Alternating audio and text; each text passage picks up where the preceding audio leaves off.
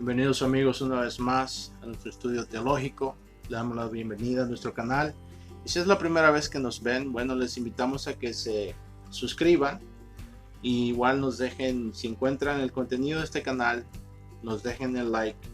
Y así de esa manera nos ayudan a promover la sana doctrina, nos ayudan a promover la suficiencia de la palabra de Dios. Nuestro objetivo como ministerio es equipar a los creyentes para estar preparados para compartir el evangelio y para esparcir la sana doctrina. Así que les damos la bienvenida. En esta ocasión vamos a continuar con nuestro estudio acerca de la Reforma Protestante y nos recuerdo del por qué es importante para nosotros conocer nuestras raíces. Como lo dijimos la última vez y lo hemos repetido muchas veces, es importante para los creyentes conocer el pasado y la historia de la iglesia. Tenemos 2000 años de historia de la iglesia y hay una razón y existe un motivo por qué nosotros nos denominamos la iglesia protestante. La gran pregunta tocante a este tema es: ¿qué es lo que estamos protestando? ¿Por qué somos la iglesia protestante? ¿Por qué no somos católicos romanos? ¿Qué fueron los antecedentes y las circunstancias que causaron la separación de la iglesia protestante de la iglesia católica romana? Esto es algo absolutamente esencial. Ahora, en el contexto en el cual vivimos, esto es algo lo cual es descuidado, porque en nuestro contexto, en nuestra experiencia, vemos demasiadas iglesias, ¿verdad? Vemos iglesias de todo, especialmente en Latinoamérica. Parece ser que cada 2-3 cuadras hay una iglesia, ¿verdad? Y varían de una a la otra. Y lamentablemente, y esta es una de las razones por las cuales hacemos el esfuerzo de traer un sentido histórico a la iglesia, es porque muchas de estas iglesias ahora en día que existen tienen un tono herético, es decir, no están en completo lineamiento con las enseñanzas apostólicas. Tenemos que reconocer que existe un cuerpo de verdad, es decir, un cuerpo de verdad, un cuerpo de doctrina que nos ha sido proveída por Dios por medio del testimonio de sus profetas y sus apóstoles. Este cuerpo de doctrina se encuentra en el libro que conocemos como la Biblia. Así es que es importante que entendamos lo que significa que hay un cuerpo de verdad dada a la iglesia. Por ejemplo, el autor a los hebreos le llama la verdad entregada, la fe dada a los creyentes de una vez y por todas. De una vez y por todas, ¿verdad? Esto es importante. ¿Por qué?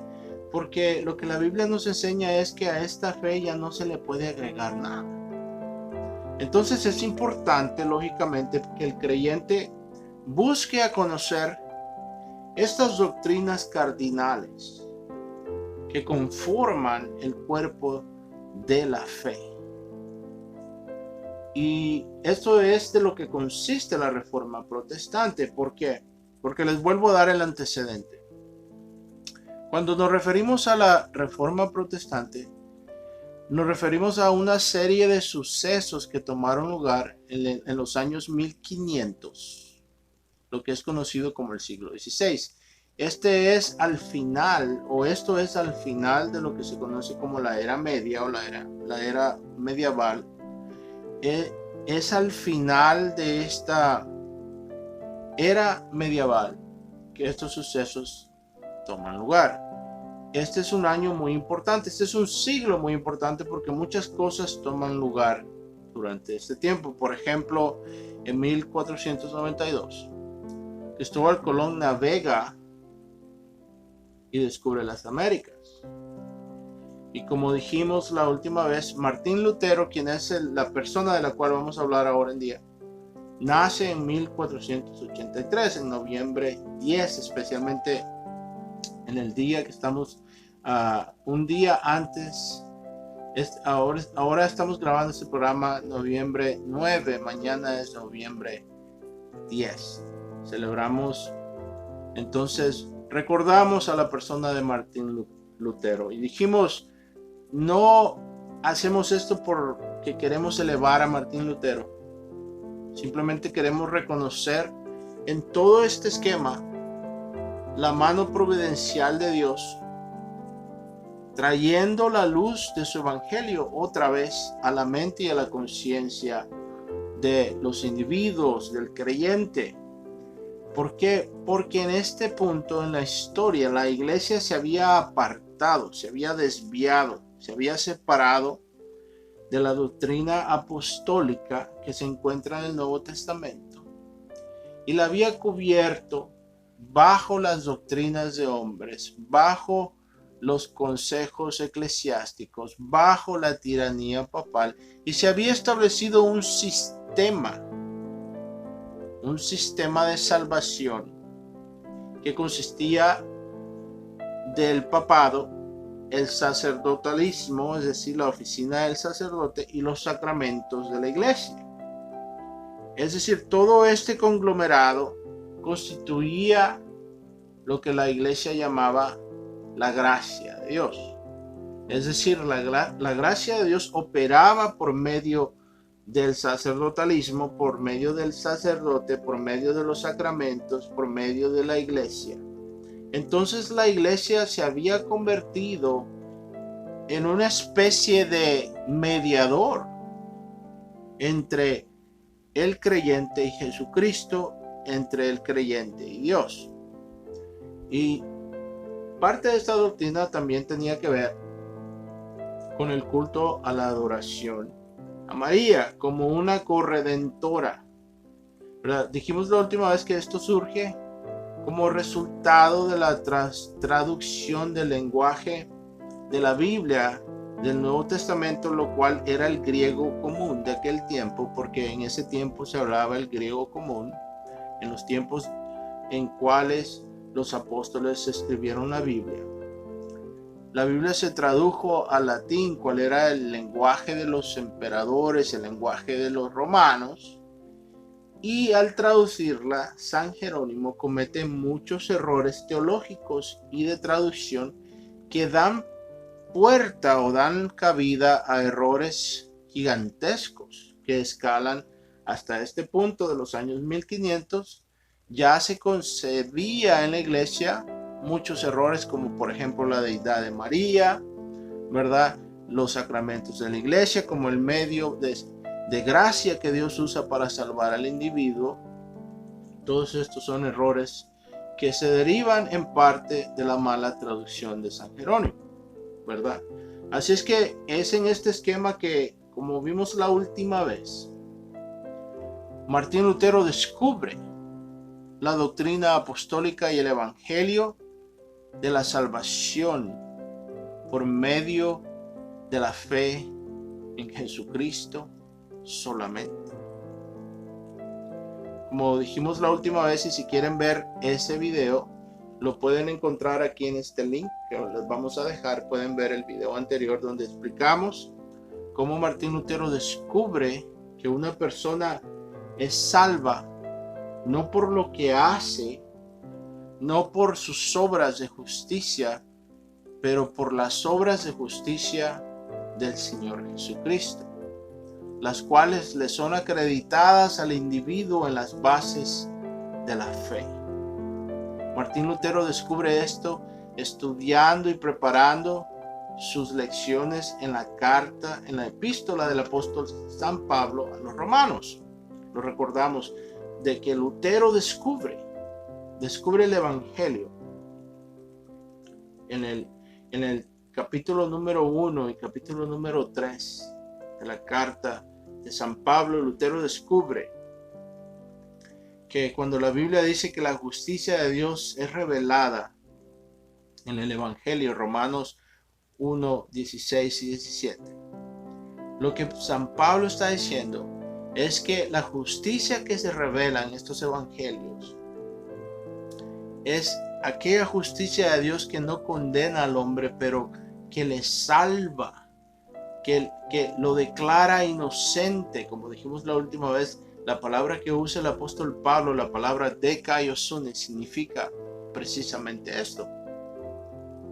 Significa que Dios declara al varón o a la mujer, al creyente, al individuo, inocente y sin culpa en las bases de la fe en el Señor Jesucristo. Entonces Lutero, cuando descubre que él no va a ser salvo por medio de los sacramentos de la iglesia, las confesiones, los peregrinajes y el ayuno y todos los sacrificios que él hacía, porque recordamos que él fue un hombre que fue atormentado por la justicia de Dios, y esta fue una de las razones por las cuales él entró al monasterio, porque buscaba salvar su alma.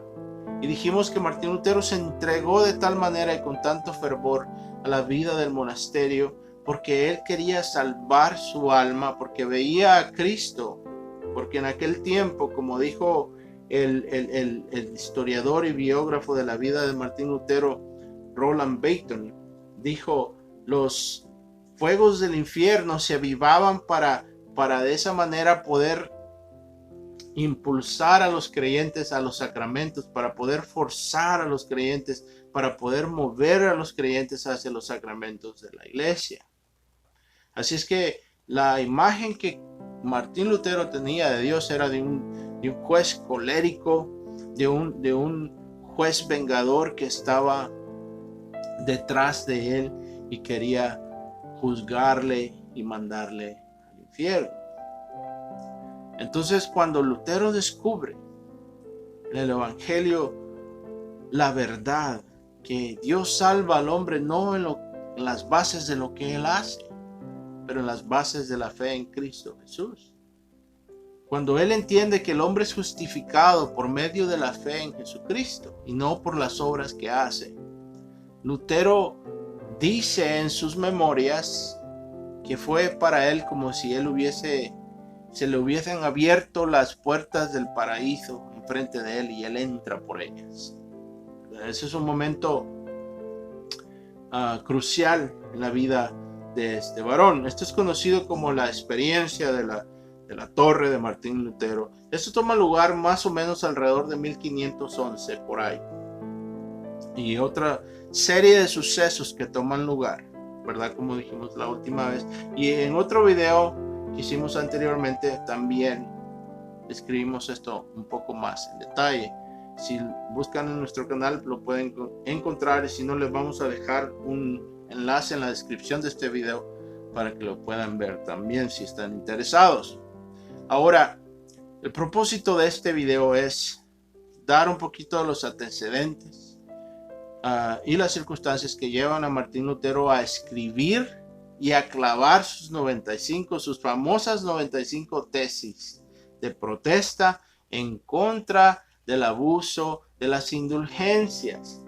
Hay muchos cristianos que creen que las 95 tesis de Martín Lutero fue una declaración de guerra en contra del Papa, y la iglesia dijo: voy a clavar estas tesis en contra, protestando y declarando salvación por medio de la gracia de Dios en la fe en Jesucristo solamente. No es eso lo que toma lugar. Las circunstancias son un poco más complicadas, es un poco más intrínseco lo que toma lugar, más providencial. Porque lo que quiero que observemos aquí es cómo Dios, en su divina providencia, orquesta, es decir, pone las piezas en movimiento, una serie de circunstancias que toman lugar. Y como hemos dicho en nuestros estudios de la providencia de Dios, que Dios usa lo bueno y lo malo para glorificarse y para nuestro bien. Así es que aquí hay muchas cosas malas que están sucediendo. Mencionamos el abuso de las indulgencias. ¿Qué es una indulgencia acorde al sistema? En acorde al sistema de salvación de la Iglesia Católica en este punto de la historia, y aún les digo, acorde al canon de la Iglesia Católica Romana, todavía esto está en vigencia. Pero bueno, en este punto Y téngase en cuenta que en este punto de la historia la gente realmente creía en Dios y vivía, como dijimos la última vez, con un sentido de eminencia, con un sentido profundo de eminencia por la vida y el más allá. Es decir, la muerte era algo bien común en este tiempo. El nivel de mortalidad es muy alto debido a la razón que los avances medicinales que ahora poseemos, que han prolongado y han hecho nuestra vida, nos han permitido vivir más tiempo, ¿verdad? Gracias a la providencia de Dios y los avances médicos que Dios ha proveído al hombre descubrir por medio de la sabiduría que Dios le da al hombre.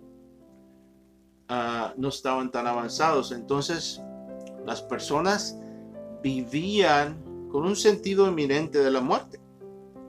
De hecho, era muy común que las mujeres murieran dando a luz. Y otra cosa que sucedía es que cuando las personas tenían hijos, ¿verdad? Tenían muchos hijos, porque en ese tiempo no existía la manipulación del vientre por medio de los anticonceptivos y todas estas cosas que son cosas modernas. Entonces era bien común que las parejas perdieran hasta 4 de 6 hijos, ¿verdad? Era algo bien interesante. Entonces la gente encontraba el sentido de la vida y miraba hacia la iglesia como la brújula de la sociedad, ¿verdad? Entonces esto es algo importante. ¿Qué es una indulgencia entonces?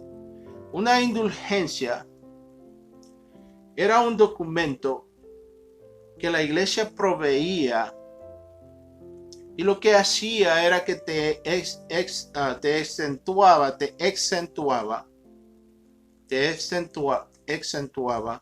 es decir, te permitía de cuando, por ejemplo, cuando pecaba la persona tenía que ir a la confesión y luego el padre escuchaba o el cura escuchaba la confesión y te ponía una serie y tipos de penitencias, qué sé yo, 100 Padre Nuestros, 200 Ave Marías, tenías que dar lo que se conocía como alms o una serie de buenas obras que tenías que hacer.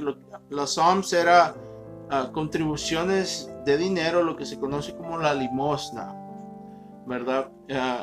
Te imponía la iglesia una serie de cosas que tenías que hacer en orden de hacer penitencia, como una muestra de arrepentimiento, y esto se entendía como algo que constituía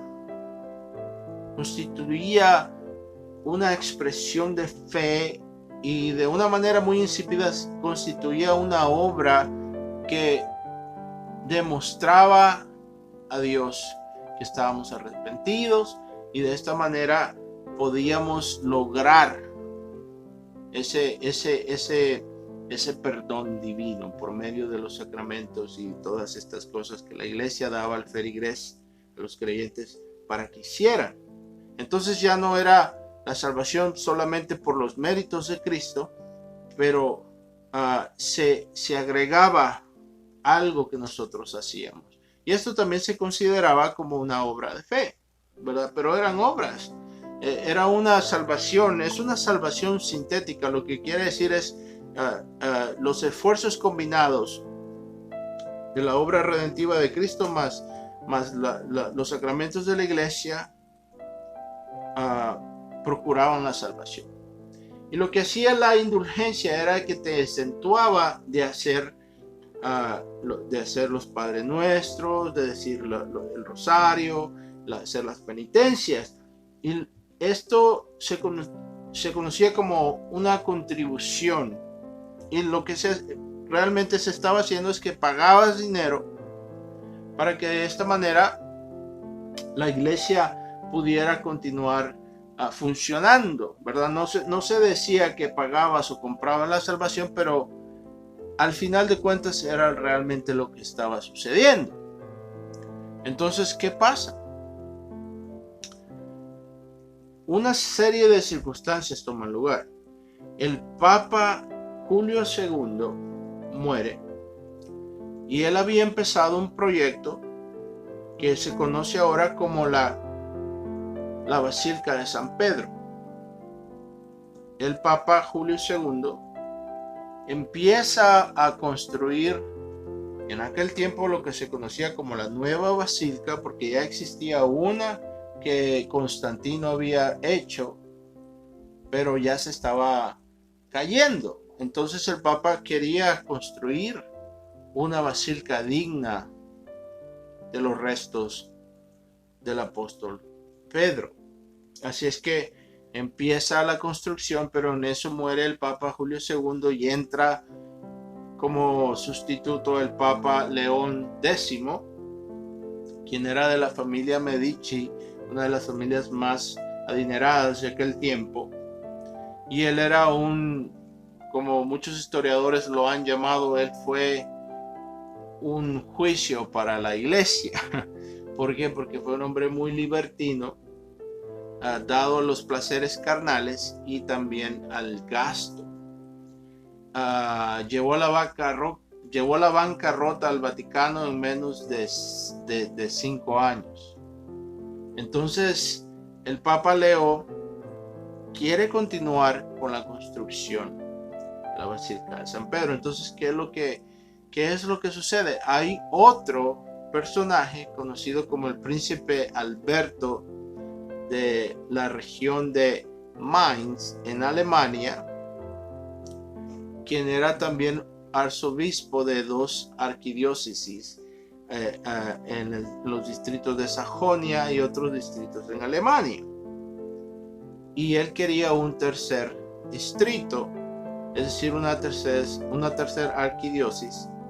Y de la manera que esto funcionaba es que la arquidiócesis producía ganancia. ¿Por qué? Porque el arzobispo de esas regiones colectaba el dinero de las donaciones, el dinero de las indulgencias, el dinero que entraba a la iglesia lo colectaba el arzobispo y daba su parte a Roma como delegado de la iglesia. Entonces, ¿qué sucede?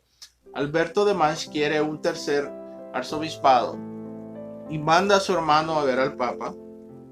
Para no hacerles la historia muy larga, el Papa le vende el arzobispado a Alberto de Mainz por la cantidad de 10,000 ducados, ¿verdad?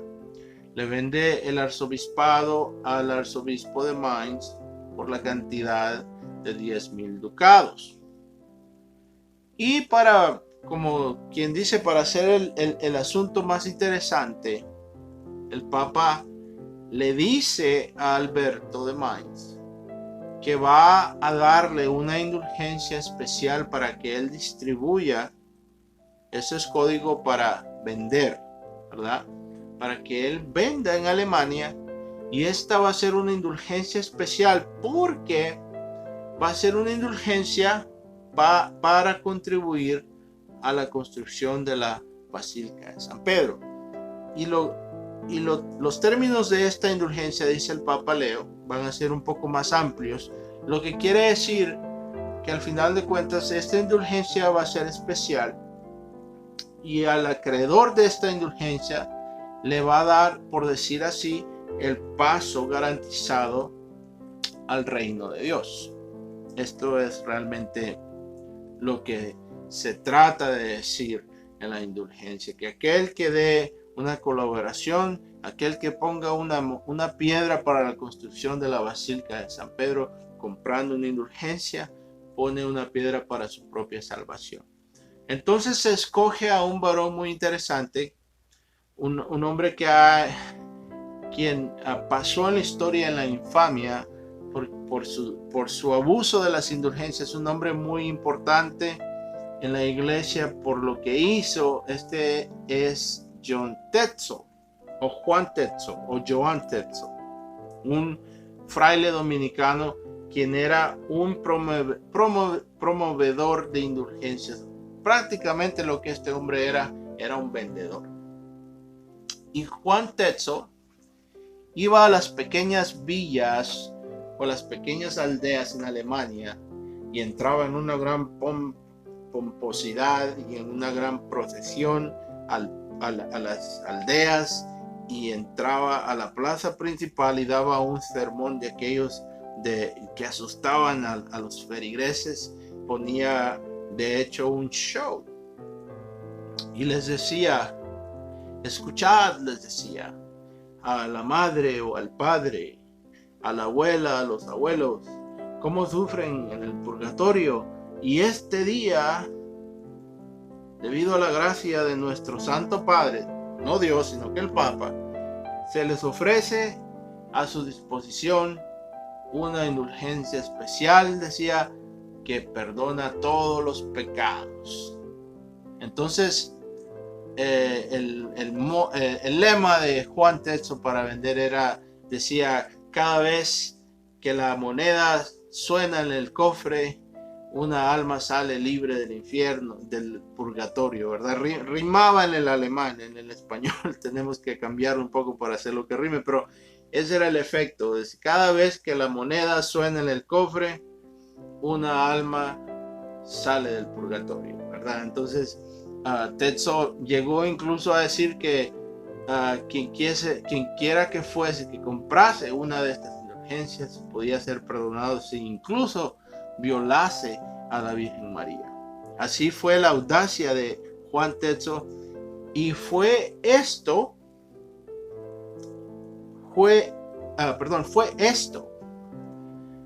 que llamó la atención de un monje idealista como Martín Lutero. Ahora, recordemos que en este punto estamos hablando ya más o menos como de los años 1515. A este punto, Martín Lutero ya es un profesor de teología en la Universidad de Wittenberg, en Alemania. Es el párroco de la iglesia en Wittenberg también. Así es que él tiene una obligación moral de proteger las almas de los feligreses.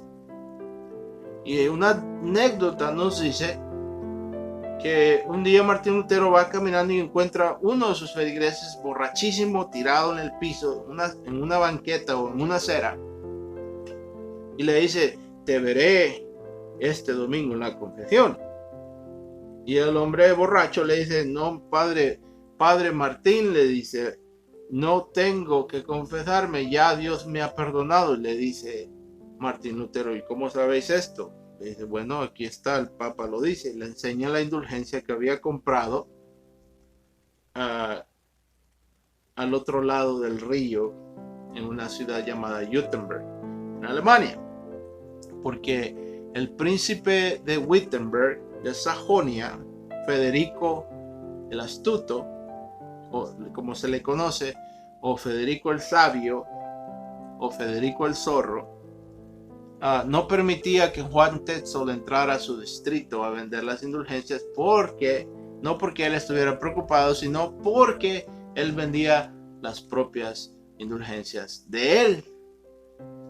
Entonces, esta es la antesala, estos son los antecedentes. Entonces Lutero, al ver este abuso de las indulgencias, se da cuenta que lo que prácticamente se está haciendo es que se está vendiendo la salvación. Así es que él empieza a tomar cuidado de lo que está tomando lugar y ve un peligro para su iglesia, para sus feligreses, para aquellos que están bajo su cuidado.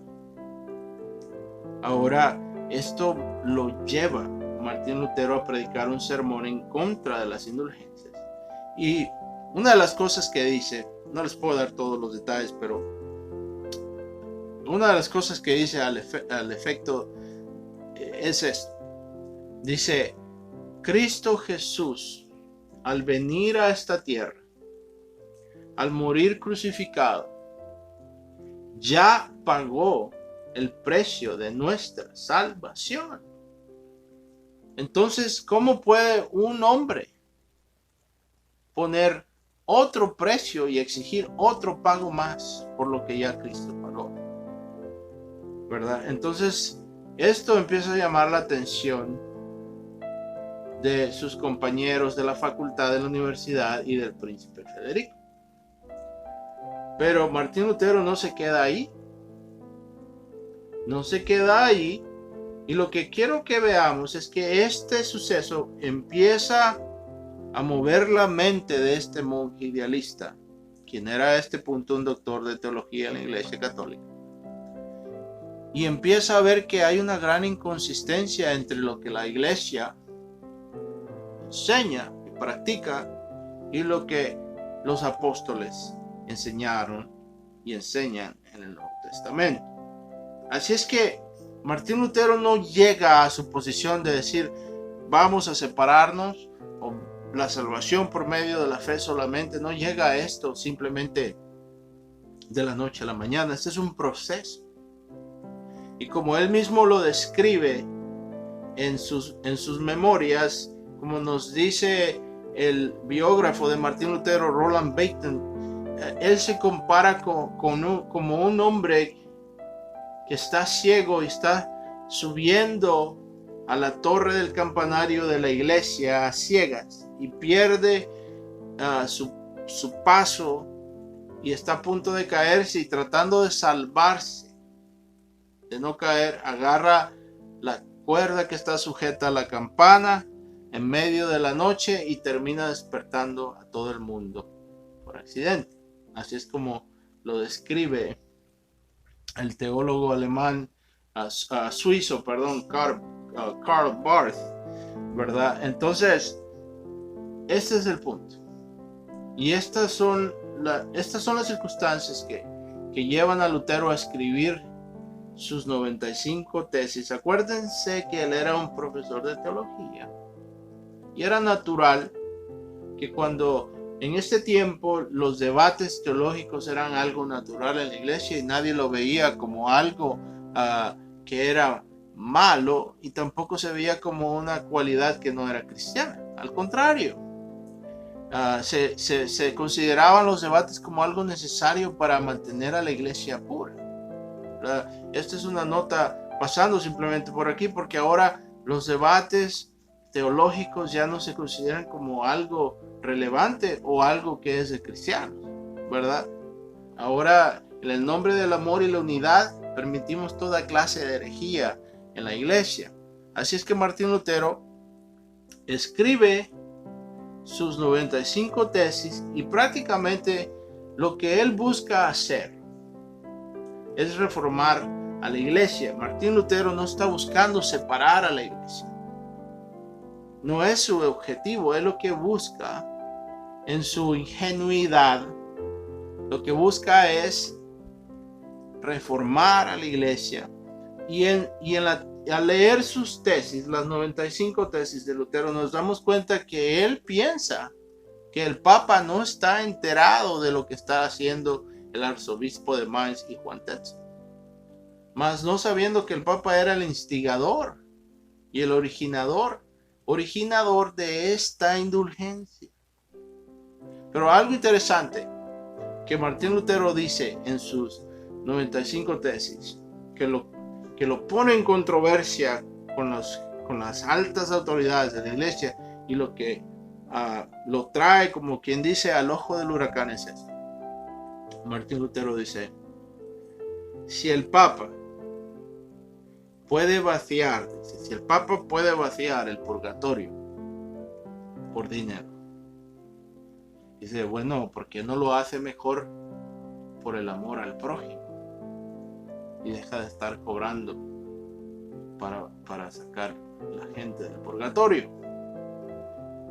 Entonces, cuando las personas comunes y corrientes se dan cuenta de lo que este monje está diciendo, que está desafiando a la iglesia.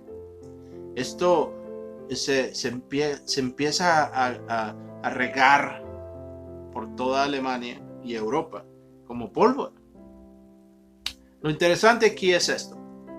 Martín Lutero clava sus 95 tesis el 31 de octubre, en el día que se celebra el Día de los Mártires, el Día de los Santos de la Iglesia, ¿verdad? Ahora esa celebración pasando por aquí se ha oscurecido con lo que se conoce ahora como Halloween, ¿verdad? Que es una fiesta pagana que ha reemplazado lo que la iglesia observaba.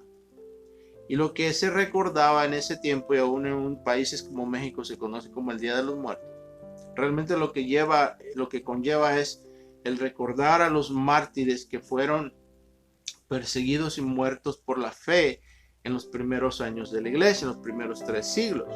Esto se conocía como All Saints Eve, como la tarde de todos los santos. Entonces esto fue octubre 31 de 1517. Martín Lutero clava sus 95 tesis en la puerta de la iglesia de la parroquia en la ciudad de Wittenberg.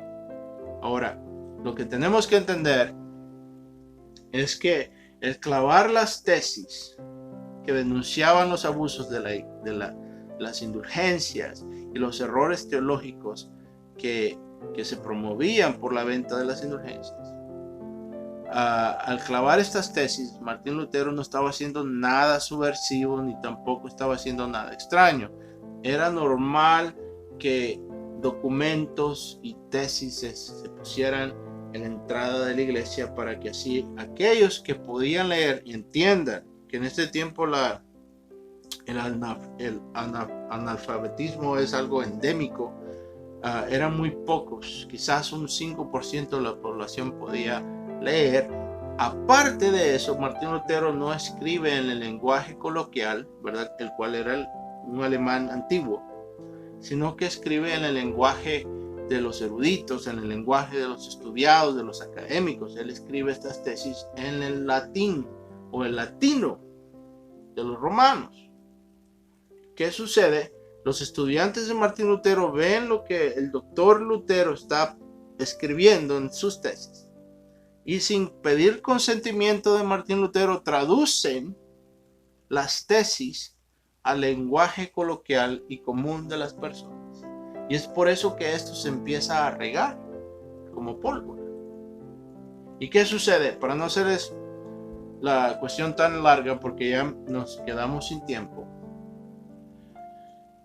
era normal que teólogos y profesores de teología se quejaran todo el tiempo de ciertas doctrinas de la iglesia. Era algo normal. Martín Lutero no estaba haciendo nada anormal, no estaba haciendo nada fuera de lo común, ¿verdad? De hecho, se hubiese podido tomar como otro más que se queja del Papa. Pero ¿qué sucede? Las tesis se traducen y se reproducen y se esparcen de una manera viral, ¿verdad? Como un video de YouTube o TikTok ahora en día se va viral. ¿Por qué? Porque en ese tiempo ya se había inventado lo que se conoce como la imprenta, y tiene un nombre especial. Se llama la imprenta, en inglés se conoce como the removable type print. Es la imprenta que se remueven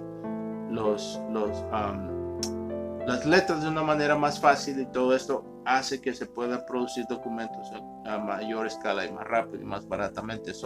Este era como el Facebook de aquel tiempo. Entonces, a raíz de esto, la venta de indulgencias en Alemania se desploma. Y esto causa y llama la atención del Papa. ¿Qué sucede? El arzobispo de Mainz, Albert, le manda una copia de las indulgencias al Papa con los resultados de las ventas antes y después de las tesis. Y el motivo que llama la atención del Papa no es la crítica de Lutero en contra de la doctrina no es de índole doctrinal, sino que de índole económico. Y esto es lo que hace que el Papa tome medidas en contra de Lutero. Así es que nos vamos a quedar aquí, y si el Señor lo permite, la próxima ocasión vamos a continuar con este análisis. Realmente hay muchas cosas que toman lugar, las cuales no estoy cubriendo porque el tiempo no nos alcanzaría, ¿verdad? Pero esto es más o menos para darles una idea de lo que toma lugar. Así es que vamos a continuar la próxima semana, y si encontraron este canal, bueno, el contenido de ayuda y de edificación para la fe, por favor ayúdenos dejándonos el like y suscribiéndose a nuestro canal y compartiéndolo con sus amigos. Así que les damos las gracias. Que el Señor Jesucristo y la paz del Señor Jesucristo y la hermandad del Espíritu Santo estén con ustedes. Nos veremos la próxima vez. Muchas gracias.